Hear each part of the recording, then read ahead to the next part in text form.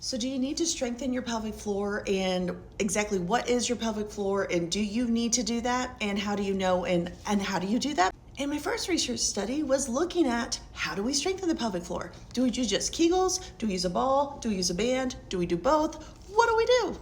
So in my research study from 2011, we looked at comparing two pelvic floor muscle training programs in females with stress urinary incontinence, meaning you're leaking. So here is what I am talking about in this study. Do you do just Kegels, just squeezing your pelvic floor alone, or do you do Kegels with a ball between your knees and you squeeze, and then you put a band around your knees as a second exercise, and you do a Kegel and push out with the band? And the idea is as you do a Kegel and squeeze the ball, you are facilitating a better contraction.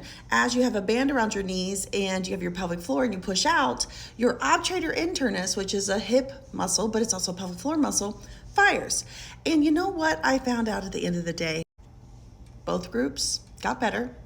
I think in the long haul, had we done the study longer, that the people that had the ball and band would have had a stronger, more powerful pelvic floor, because obviously we were implementing a ball and a band to facilitate more strength. But at the end of the day, what matters is that you do it. See, that's the key to pelvic floor strengthening. Pelvic floor strengthening is the most boring exercise because, look, I'm doing my pelvic floor squeezes right now. It's very boring. But I need you to be consistent with it. So many exercise programs on this app will show you a cool, fun way to do pelvic floor strengthening, maybe on your hands and knees, maybe doing a bridge, maybe doing a squat, which is good and real because the pelvic floor fires in many different activities. But at the end of the day, if you don't know how to isolate and you don't even have awareness of your pelvic floor, I do need you to come back to the good old basics of the boring pelvic floor contraction. My hope with adding in the ball and the band is it actually gave you like a prop. It actually made it stronger. But really what matters is that you do it and that you schedule it and you are compliant at least 3 times a week. And you're not gonna see any changes for like at least a month. So pelvic floor strengthening programs that are good, it's gonna take like months, guys, months. You wanna feel better in 2 weeks, but that doesn't work like that.